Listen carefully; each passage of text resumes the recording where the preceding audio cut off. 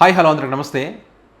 YS Jaganmohan Reddy press meet పెడితే ఎలా ఉంటుంది, దాని ఎఫెక్ట్ కూటమి పైన ఎలా పడుతుంది అనే దానికి సంబంధించి గతంలో అనేక సందర్భాల్లో మనం చూసాం.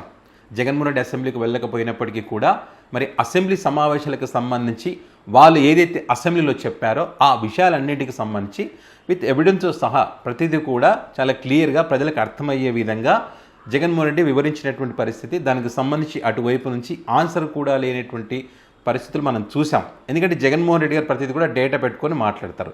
వాళ్ళేమో ఎక్సెల్ షీట్లో వేసి మాట్లాడినటువంటి సందర్భం గతంలో. మరి అసెంబ్లీ సమావేశాలకు సంబంధించి ఏ రకంగా ప్రజలు చూస్తూ ఉన్నారు వాటిని, మరి జగన్ గారు ప్రెస్ మీట్ పెడితే ఏ రకంగా ప్రజలు చూస్తూ ఉన్నారనేది కూడా మనం చూసాం. ఆ రకంగా జగన్ గారు అసెంబ్లీకి వెళ్ళకపోయినా కూడా జగన్ గారి ప్రెస్ మీట్ ఎఫెక్ట్ కూటమి పైన పెద్దగానే ఉంటుంది, గట్టిగానే ఉంటుంది. సో ఇప్పుడు మరొకసారి జగన్మోహన్ రెడ్డి గారు ఏదైతే ఈ కూటమి అధికారంలోకి వచ్చి 1 year కావస్తున్నటువంటి తరుణంలో మరి ఈ 1 year పాలనకు సంబంధించి ఏ రకంగా పాలన కొనసాగింది, ఏ రకంగా వీళ్ళు ప్రభుత్వం ఏర్పడిన తర్వాత ప్రజలను మోసం చేస్తూ ఉన్నారు, ఈ సంక్షేమ పథకాలు కానీ రాష్ట్ర ఆర్థిక పరిస్థితికి సంబంధించి కానీ ఇట్లా ఉద్యోగాలకు సంబంధించి కానీ పరిశ్రమలకు సంబంధించి కానీ ఇట్లా అనేక అంశాలకు సంబంధించి ఏ రకంగా మోసం చేస్తున్నారనేటువంటి అంశాలకు సంబంధించి 1 year కాలంలో ఏం జరిగిందనే దానికి సంబంధించి రేపు ఒక ప్రెస్ మీట్ పెట్టి ఈ 1 year పాలనపై జగన్ గారు మాట్లాడతారని చెప్పి అనౌన్స్ చేయగానే కూటమి పార్టీ ఒక బ్రేకింగ్ న్యూస్ అని చెప్పి ఒక వార్తను విడుదల చేసింది. ఏంటి ఆ బ్రేకింగ్ న్యూస్ అంటే మరి జగన్ గారి ప్రెస్ మీట్ ఎఫెక్ట్ ఏ రేంజ్లో ఉంటుందనడానికి ఇది ఒక ఎగ్జాంపుల్ అనేటువంటి ఒక చర్చ గట్టిగానే జరుగుతుంది. ఏం చెప్తా ఉన్నారు వాళ్ళంటే, June 12న తల్లికి వందనం అన్నదాత సుఖీభవ హెడ్లైన్ పెట్టి ప్రతి నెల అమలు చేసేటువంటి పథకాల వివరాలతో ఏడాది సంక్షేమ క్యాలెండర్ విడుదల చేయాలని చెప్పి టీడీపీ పొలిట్ బ్యూరో నిర్ణయం తీసుకుంది. ప్రభుత్వం ఏర్పడి ఏడాది అయిన సందర్భంగా June 12న తల్లికి వందనం బ్రాకెట్లో పిల్లలందరికీ 15,000 రూపాయలు, అన్నదాత సుఖీభవ బ్రాకెట్లో 3 విడతల్లో 20,000 రూపాయలు అని చెప్పి పథకాలను ప్రభుత్వం ప్రారంభించనుంది. అదే రోజున 1,00,000 మంది ఒంటరి మహిళలు వితంతులకు కొత్త పెన్షన్లు కూడా ఇవ్వనుందనేటువంటి ఒక బ్రేకింగ్ న్యూస్ని వాళ్ళ వెబ్సైట్లలో, వాళ్ళ అఫీషియల్ పేజీల్లో, అదేవిధంగా వాళ్ళ ఛానల్లో బ్రేకింగ్ న్యూస్ అని చెప్పి చెప్తా ఉన్నారు. మే మాసంలోనే ఈ ఏదైతే తల్లికి వందనానికి సంబంధించి పథకం అమలు చేస్తామని చెప్పారు. మరి మే నుంచి ఇప్పుడు జూన్కు మారింది. ఎందుకంటే జగన్మోహన్ రెడ్డి గారు ప్రెస్ మీట్ పెట్టి రేపు ఏం మాట్లాడతారో అన్నది వీళ్ళకి తెలుసు, దానికి ఆన్సర్ ఉండదని తెలుసు.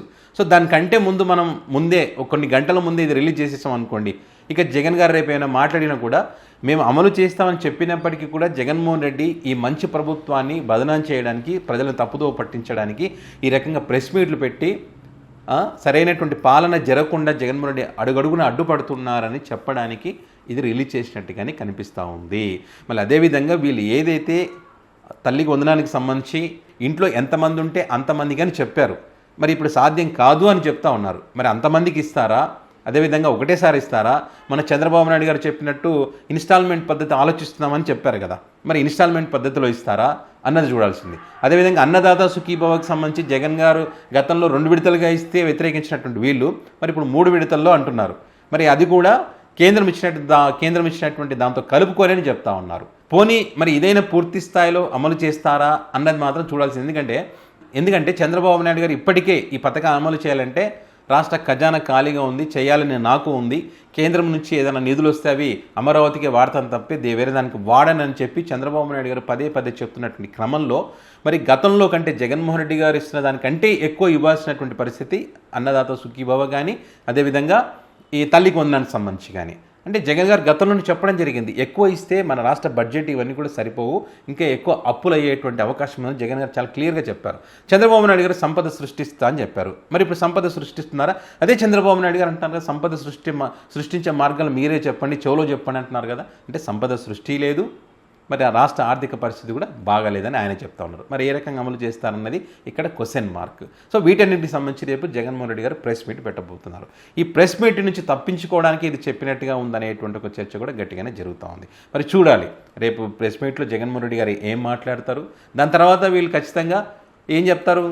ఇంకా అందరికి తెలిసిందే, మేము అమలు చేస్తామన్నా కూడా జగన్మోహన్ రెడ్డి గారు తన పార్టీని కాపాడుకోవడం కోసం, క్యాడర్ని కాపాడుకోవడం కోసం ప్రజలను తప్పుదో పట్టించే విధంగా బదనాం చేస్తూ ఉన్నారు. తప్పుదో మంచి ప్రభుత్వాన్ని తప్పుపడతా ఉన్నారని చెప్పి కామెంట్ చేస్తారు. మరి ఇదేనా ఈ 2 పథకాలేనా? మరి ఫ్రీ బస్సుకు సంబంధించి కూడా ఆన్సర్ చెప్పాల్సినటువంటి అవసరం ఉంది కదా. అన్నీ పోయినాయి, కొత్త సంవత్సరం పోయింది, సంక్రాంతి పోయింది, ఉగాది పోయింది, దసరా కూడా వచ్చేటువంటి అవకాశం ఉంది. మరి దానికి సంబంధించి ఆన్సర్ ఇవ్వాల్సినటువంటి పరిస్థితి ఉంది. ఆడబిడ్డ నిధికి సంబంధించి కూడా మరి సూపర్ 6లో భాగంగానే చెప్పారు కదా, దానికి సంబంధించి కూడా వీళ్ళు ఆన్సర్ ఇవ్వాల్సినటువంటి అవసరం ఉంది. ఇట్లా విద్యార్థులకు సంబంధించి, నిరుద్యోగ వృత్తికి సంబంధించి మరి 5 లక్షల ఉద్యోగాలు, అంటే ఈ 5 సంవత్సరాల కాలంలో 20 లక్షల ఉద్యోగాలు ఇస్తామని చెప్పారు కదా. మరి ఈ 1 ఇయర్కి సంబంధించి ఎన్ని ఉద్యోగాలు ఇచ్చారు, దానికి సంబంధించి ఆన్సర్ ఇవ్వాల్సింది. ఉన్న ఉద్యోగాలు పోయినాయి, వాలంటీర్ ఉద్యోగాలు పోయినాయి. మరి ఇప్పుడు మొదటి సంతకం డిఎస్సికి సంబంధించి కూడా మరి ఒక క్లారిటీ అయితే లేదు. సో వాటన్నిటికి సంబంధించి కూడా వీళ్ళు ఆన్సర్ ఇవ్వాల్సింది. మరి రేపు జగన్మోహన్ రెడ్డి గారు ఏం మాట్లాడుతూ చూడాలి. ఏదేమైనా కూడా జగన్మోహన్ రెడ్డి గారు ప్రెస్ మీట్ పెడతా అని చెప్పగానే వీళ్ళు బ్రేకింగ్ న్యూస్ అని చెప్పి మంచి ప్రభుత్వం ప్రజలకు అమలు చేయడానికి సంవత్సరం ఏడాదిగా అవసరం క్రమంలో ప్రజల కోసం పథకాలు అమలు చేయడానికి సిద్ధమైందని చెప్పి ఒక వార్తనైతే గట్టిగానే ప్రచారం చేస్తూ ఉన్నారు. చూద్దాం ఏం జరుగుతుంది అనేది.